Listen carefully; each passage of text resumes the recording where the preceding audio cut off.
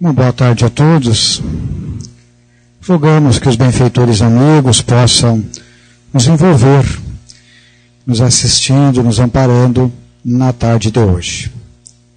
É conhecida a história do educador Licurgo, que já na antiguidade, ele que se propunha a propagandear as benesses da educação e indicá-la para a melhoria do mundo e, por consequência, ou como consequência da melhoria dos homens, que ele foi instado a falar para os seus concidadãos, então, sobre as suas ideias sobre a educação. Ele, depois de meditar um pouco, diz que aceitava o encargo, mas que ele precisava de 6 meses de preparação. As pessoas não entenderam muito bem, já que ele dominava tanto sobre a educação, por que ele precisaria de 6 meses? Mas, como ele era sábio, ele era uma pessoa proeminente e respeitada, concederam-no, aguardando com muita expectativa o dia da sua explanação. Um grande número de pessoas se reuniu no anfiteatro da cidade, e Licurgo, quando recebeu a palavra, ele diz: eu vou exemplificar os efeitos da educação. E eu precisei desses 6 meses exatamente para poder preparar uma determinada experiência que vocês vão vislumbrar agora. Ele, num primeiro momento, pegou numa jaula, uma pequena gaiola, melhor dizendo, onde tinha um coelho dócil, e libertou o coelho, que ficou ali no palco. E numa outra gaiola, um pouco mais reforçada, um cão com um aspecto bastante bravio, que também foi libertado. E assim que o cão foi libertado, ele saltou sobre o coelho e destroçou em meio a uma plateia atônita e chocada. Feito aquele banho de sangue, eliminaram o animal, tiraram o cão, limparam os despojos e o sangue do coelho, e Licurgo pediu que o seu ajudante lhe trouxesse então a sequência da experiência. Novamente um coelho, numa gaiola que também foi libertado, e numa outra gaiola um cão. A plateia, numa expectativa muito grande, já imaginava a cena dantesca que aconteceria também com mais um banho de sangue. Mas, paradoxalmente, quando a gaiola foi aberta e o cão saiu, ele foi até próximo do coelho, reconheceu, cheirou, e os dois começaram a brincar no meio do palco, sem que nenhum molestasse ao outro, em especial o cão ao coelho. E Licurgo diz: meus irmãos, meus amigos, este é exatamente os efeitos da educação. Eu precisei de 6 meses para adestrar esse segundo animal na convivência do cão. O primeiro, agindo apenas por instinto selvagem, caçador, via no mais frágil o coelho tão somente a uma presa sua. Ao passo que o segundo foi apresentado a um outro aspecto de possibilidade de convivência, que mesmo entre os animais, em que ele pôde, então, reconhecer no outro, e como estava alimentado, ter uma atitude que controlou aquela atitude instintiva básica. E discorreu, então, sobre os efeitos da educação, de um processo de civilização que tornaria os homens mais humanos, os homens tirando da barbárie, aquelas ações instintivas e da violência, razão pela qual ele acreditava, investia e falava tanto no processo educacional. Ao longo dos séculos que vieram, diversas contribuições por estudiosos, por mestres, foram estabelecendo as bases de uma educação que vai muito mais do que um simples adestrar que foi apresentado nessa experiência por Licurgo, e que não foi apenas uma boa maneira, que às vezes você ensina um determinado filho a ter um comportamento diante das visitas, diante de uma determinada situação social, e que ele age apenas naquela situação para não ser castigado, às vezes sem entender a importância daquele gesto de educação, daquele gesto de convivência mais civilizado. Tivemos então Comênios, tivemos Piaget e tantos outros que foram deixando então sua contribuição. Tivemos também o grande mestre Pestalozzi, que deixou uma contribuição muito significativa, Pestalozzi, que foi o mestre de Hippolyte Léon Denis Rivail, o codificador da doutrina espírita, que utilizou-se do pseudônimo pelo qual ele é conhecido, Allan Kardec, lançando em 18 de abril de 1857 a sua primeira obra da codificação, o Livro dos Espíritos, que traz toda a base da uma filosofia que podemos dizer que tem uma proposta pedagógica educacional, autoeducativa. Lógico que os homens e que a humanidade se preocupou muito com a educação de formação, de aquisição de conhecimentos que visam a transformação da matéria bruta, dos recursos naturais, para serem utilizados em benefício do conforto, da produção de riquezas, de melhores condições de vida. Então, assim em que alguém aprende regras da matemática, leis da física, para, por exemplo, trabalhar com a madeira, para ser um marceneiro, para ser um construtor, que faz obras tão úteis, tão necessárias e tão belas. Assim, poderíamos pegar qualquer outra área, por exemplo, a medicina, a própria pedagogia, aonde vai se passando conhecimentos que são questionados, que são avaliados, que são colocados à prova, que são descartados aquilo que não serve e que são valorizados as conquistas pelos resultados positivos, conquistas essas que vão dando então um manancial de conhecimento do ser humano. De tal sorte que hoje, felizmente, infelizmente ainda não a totalidade das almas encarnadas sabem da importância da educação.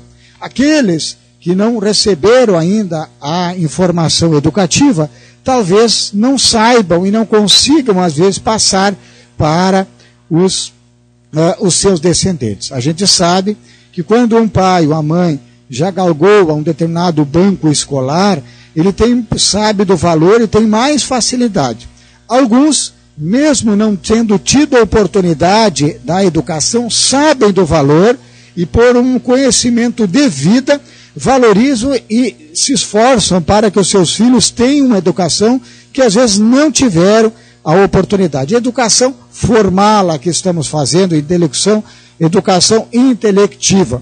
Mas, infelizmente, alguns, porque não tiveram, e talvez até valorizem achando que não tem tanta importância, não dão tanta atenção. E a gente ainda vê muitos jovens, muitas crianças, abandonando as escolas, dando um trabalho imenso aos conselhos tutelares para que tenham que ir atrás para evitar esta evasão escolar e evitando os que fiquem analfabetos, semi-analfabetos ou, como é muito falado hoje, analfabetos funcionais e que a pessoa tem dificuldade de agregar-se a uma função socialmente útil que lhe dê retorno para uma vida digna. Johann Pestalozzi, como falamos, que tinha o Instituto de Yverdon, na Suíça, para onde, aos 11 anos de idade, os pais enviaram Allan Kardec de Lyon, na França, para Yverdon, na Suíça, para que ele tivesse, então, uma educação, na época das escolas, grande parte na forma de internatos. Allan Kardec teve toda a sua educação principal, junto com o mestre Pestalozzi, destacou-se a tal ponto que, mais adiantadamente, com uma idade um pouco maior, quando o mestre Pestalozzi viajava, Allan Kardec ficava encarregado, né, do próprio Instituto de Yverdon. Mas o Pestalozzi, ele dizia que nós deveríamos, que os pais, que os educadores deveriam educar, né, a cabeça, o cérebro, o intelecto, educar o coração, os sentimentos, e educar as mãos para que esse conhecimento fosse canalizado na forma de ação. Ele está, de certa forma, em consonância, né, com o que fala Jacques Delors, que organizou as bases da educação para o século XXI, que a ONU apresenta para nós. Educar, a gente aprender, a gente aprender a fazer e a gente aprender a sentir, a perceber, inclusive, a necessidade, a utilidade, o momento de bem utilização daquele conhecimento. Allan Kardec vai dizer, em O Livro dos Espíritos, que a educação, ela, para ser convenientemente entendida na visão espírita, ela é a chave do progresso moral. O homem evolui na medida em que ele se educa. Tanto que os espíritos têm a prática de usarem a Terra como um exemplo de uma grande escola, onde nós, espíritos, reencarnamos, e a nossa reencarnação corresponde à espécie de uma matrícula em um ano escolar de uma determinada escola. Uma vida seria uma experiência como essa que os alunos passam nas classes iniciais, nas séries iniciais, no ensino médio ou em qualquer curso técnico ou superior que ele possa estar realizando. Tá? Então, esse processo educacional de almas para o nosso aprimoramento, ele é valorizado. E Allan Kardec diz que a educação somente será aquela que vai resgatar no ser humano, relembrar, porque a lei de Deus está na nossa consciência, nós trazemos essas sementes de virtudes dentro de nós, os valores éticos, tá? Para que o ser humano possa viver de uma forma equilibrada, com conhecimento, mas que tenha uma moral pautada numa regra de bem proceder e que permita uma vivência equilibrada. Ele diz que, na medida em que nós conseguirmos conhecer a arte de manejar os caracteres, como já se conhece a arte de manejar o intelecto, nós vamos conseguir corrigir do indivíduo o grande mal que ele traz. Que, conforme a questão 913 de O Livro dos Espíritos, a grande chaga da humanidade ainda é o egoísmo, é o ser humano pensar só prioritariamente em si, esquecendo-se que nós vivemos para compartilhar, nós vivemos para a indulgência, para a benevolência, para a tolerância, para a fraternidade. Então, quando nós recebemos almas encarnadas e desencarnadas numa casa espírita, e que elas vêm com as suas aflições, que elas vêm com as suas dores, e que são recebidas no atendimento fraterno, com carinho, com atenção, né? Elas estão se engajando em um processo de autoeducação. Às vezes, cansadas, sobrecarregadas, desiludidas pelos embates da vida, pelo ainda assodar das paixões que campeia solto, pelo egoísmo, pelo orgulho, pelo individualismo e materialismo que às vezes isola e causa tantas dores e tantas aflições. Na medida, então, que nós nos dispomos a isso, nós percebemos de que há possibilidade, sim, de juntos começarmos a permitir que uma luz diferente brilhe em nossos corações e que se exteriorize através das nossas ações que são meditadas, pensadas, raciocinadas, com a fé que entende Deus justo, Deus bom, Deus misericordioso, que não causa as injustiças, mas que as injustiças ainda que existem no mundo são em função da dureza do coração das almas que aqui habitam. Então, quando nós nos dispusermos a construir esse mundo melhor, nós vamos nos comprometer a colocar em prática essa educação transformacional que a doutrina espírita nos propõe. A educação moral. A educação em que vai fazer com que nós tenhamos novas formas de agir, mais mansas, mais humildes, mais verdadeiras, mais amorosas, mais verdadeiras, mais honestas, no ambiente familiar, no nosso ambiente profissional, no nosso ambiente social, e vamos agregar, então, ao nosso redor um ambiente espiritual do mesmo teor vibratório que estivermos nos esforçando. Então, na casa espírita, que muitos procuram antes de buscar o processo educacional, o consolo, o amparo, e gradativamente alguns despertam sobre a necessidade e a oportunidade de servir, a casa espírita é uma ponte para o coração do próximo. É uma ponte para que desencadeie esta centelha divina que dormita dentro de cada um e que nos estimula no processo de educação. E o processo de educação, ele começa na nossa disposição de servir, de doarmos, porque a gente, na medida que faz isso, nós demonstramos a nossa confiança na vida, na justiça das leis de Deus, nós confiamos na misericórdia. E por isso, nós temos vontade de contribuir para que o mundo se transforme e para que nós possamos crescer. Alguns, às vezes, não conseguem extrapolar estas vivências para fora do ambiente da casa espírita, que é extremamente favorável, aonde as pessoas estão com uma psicosfera que as envolve muito boa, onde normalmente muitas entidades que no dia a dia nos influenciam, nos causando e mexendo com as nossas vaidades, com os nossos melindres, ampliando o nosso orgulho, o nosso egoísmo, elas não têm acesso, então nós nos sentimos um pouco mais livres, nós nos sentimos melhores. Por essa disposição íntima de fraternidade, todos normalmente tenham a tendência a escutar com mais facilidade, tenham a tendência a tirar a melhor palavra que tem dentro de si. Mas é claro que este é um ambiente fundamental para nós exercitarmos esses valores, mas o processo educacional, ele não se restringe somente às paredes de uma casa espírita. Eles devem ser, então, fomentados, alimentados com essas energias, com essas informações positivas e permitir que nós sejamos um polo de luz, que nós sejamos o sal da terra e que levemos para dentro da nossa família. Às vezes somos só nós que frequentamos ao centro espírita. Às vezes somos só nós que estamos num caminho de espiritualidade.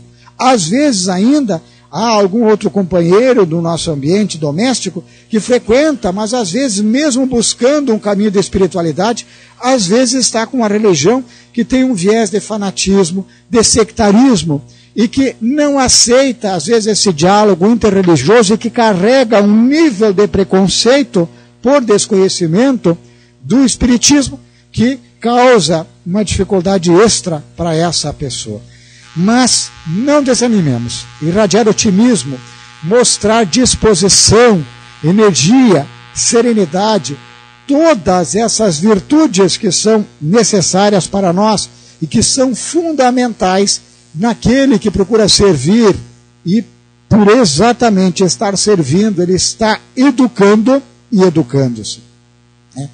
Aquele que diante das tragédias da vida e dessas dificuldades que encontra no seu doméstico, no ambiente de trabalho ou social, ele vai ter mais calma, ele vai ter mais segurança, ele não vai entrar em desespero, ele não vai desistir com tanta facilidade.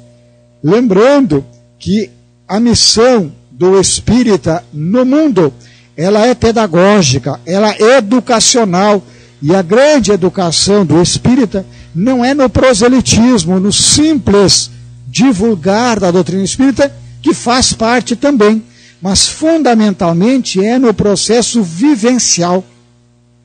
Joana de Ângelo nos diz, no capítulo na mensagem 120 do livro Vida Feliz, que mesmo sem que a gente se aperceba, a gente sempre está sendo exemplo para alguém.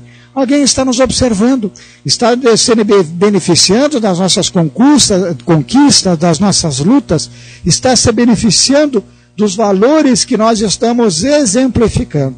Por outro lado, também está desanimando, também está ficando frustrada por aquilo que nós não conseguimos colocar em prática, pelas nossas quedas, pelas nossas dificuldades. Dentro da família, uma outra visão que a educação espírita nos coloca é a deshierarquização das funções. Claro que ao pai e à mãe competem a responsabilidade educativa, mas o pai e a mãe têm que estar em aberto, pois que podem estar recebendo um espírito que tem uma bagagem de conhecimento, às vezes, superior a eles próprios.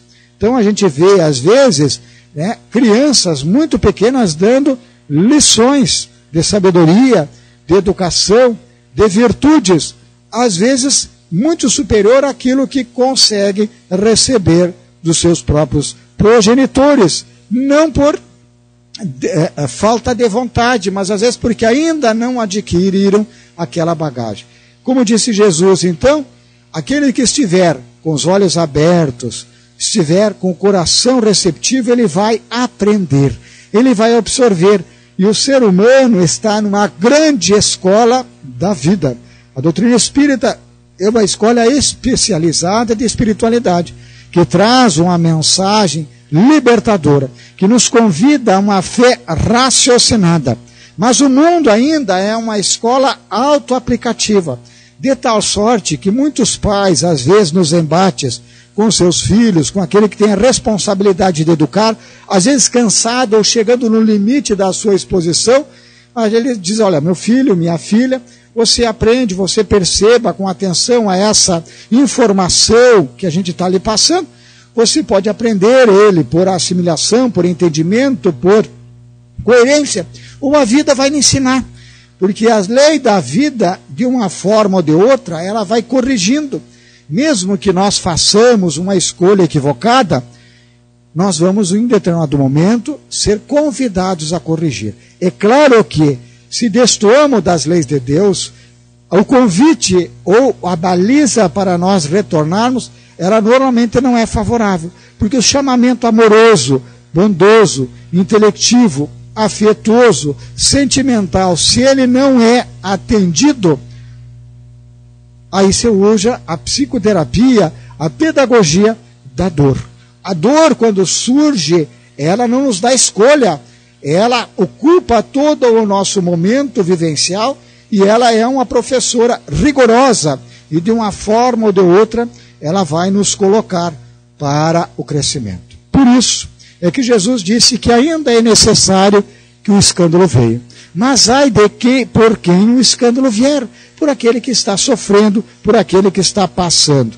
Então, dentro do processo educacional familiar, aquele autoritarismo patriarcal ou matriarcal do passado, hoje ele começa a perder todo o fundamento, pois que estamos em tempos de diálogo, de convivência, de regras, de limites sim, mas sempre com afetuosidade, com carinho, em que nós identifiquemos o mau proceder e digamos claramente, não concordo com isso, mas amo você, você é importante para nós. Mesmo que seja extremamente difícil, porque uma outra característica no processo educacional espírita que o Espiritismo traz é que reencarnam às vezes, dentro de uma própria família, espíritos que foram adversários no passado e que chegam a um determinado momento e que aflora normalmente a contenda, a dificuldade, o conflito e o atrito, e a convivência é muito difícil. Quando nós temos essa noção reencarnatória e podemos então perceber que pode estar ali o inimigo do passado, ou alguém que prejudicamos e que hoje nos cobra de uma forma muito intensa, um aguilhão da dor, da dificuldade, do desafio, do teste, da rebeldia, nós podemos nos munir então de mais paciência, de mais amor para enfrentar esta situação. Nós temos também, meus irmãos, dentro da doutrina espírita, a perspectiva então de perceber que temos a missão de educar. Para nós não permanecermos com o nosso coração endurecido, ou permitir que o nosso coração, ao longo do tempo, pelas dores, pelas dificuldades, vá se fechando e vá se endurecendo. É fundamental que façamos a reconciliação espiritual. E Jesus nos propõe o caminho da reconciliação espiritual quando nos leciona a necessidade do perdão. Do alto perdão para com as nossas falhas, do perdão incondicional com aqueles que nos causaram mal. Não significa que quando a gente sofre uma quebra de confiança, sofre um revés, que nós vá dar novamente o mesmo nível de confiança, a mesma espaço que o outro tinha. Não. Mas o perdão é não ter uma predisposição contra, é não desejar o mal, é guardar o espaço, nos prevenirmos, nos protegermos para não sofrer, para não dar talvez aquela confiança que foi demonstrada que não se merecia, mas protegendo-se, continuar a conviver, a reagir, para que a gente não fracasse. Fugindo dos embates, nós estaremos fracassados. Tudo que nos acontece, todo desafio está no rol das nossas necessidades. E Deus, em nenhum momento, nos coloca um fardo mais intenso do que as nossas pernas, do que as nossas costas, do que as nossas forças conseguem suportar. Então, como pais, como mães, como educadores, como cristãos, nós temos o dever moral de perdoar e de nos reconciliar com os nossos adversários, mesmo, até e fundamentalmente com os adversários que estão dentro do nosso lar. Allan Kardec, complementando a questão da educação e da educação espírita, ele diz que a arte dessa educação, de manejo dos caracteres, do exemplo, da convivência, de educar o cérebro, de educar os sentimentos, de educar para o trabalho ativo, para o trabalho útil, ele exige de nós muito tato, atenção, cuidado, percepção, muita experiência. A gente vai ganhando ao longo das nossas vidas e dos anos em cada vida. E para isso, nós precisamos de uma profunda observação. Ele nos propõe que a gente faça com a moral, a mesma que a gente faz com a inteligência, procurando avaliá-la gradativamente para ver que haja, então, uma melhoria dia a dia. Assim como vemos anos escolares, cursos, títulos, certificados e diplomas que vão nos capacitando e nos certificando de um conhecimento adquirido, devemos também buscar, a um par e passo com isso, desenvolver o nosso lado positivo, tendo, então, um desenvolvimento harmônico de todas as nossas potencialidades. A gente precisa de um estímulo adequado. E aí a doutrina espírita nos convida, desde bebês, desde crianças, o processo de evangelização. A Casa Espírita oferece, a Seara tem oferecido a evangelização desde o processo, desde o momento de bebês. Temos inclusive espaço para as gestantes, temos espaço para as crianças, desde a pré-escola, do maternal, até o final da sua juventude. Continuamos estudando nos grupos de estudos, e mesmo aqueles que ou chegaram muito tarde ou acham que não conseguem se organizar nos grupos de estudos, temos o grupo da maturidade, que mantemos uma convivência de contínuo aprendizado, de afetividade até o final da vida. Vamos usufruir disso, vamos nos aproximar da doutrina espírita e vamos continuar o nosso processo de autoeducação. Na medida em que estamos nos educando, estamos nos transformando, estamos caminhando para a aquisição definitiva, derradeira, da nossa paz e da nossa felicidade. Rogamos que Jesus e os benfeitores amigos nos envolvam, nos amparem e nos secundem nesta nossa jornada de educação, à luz da doutrina espírita. Muito obrigado.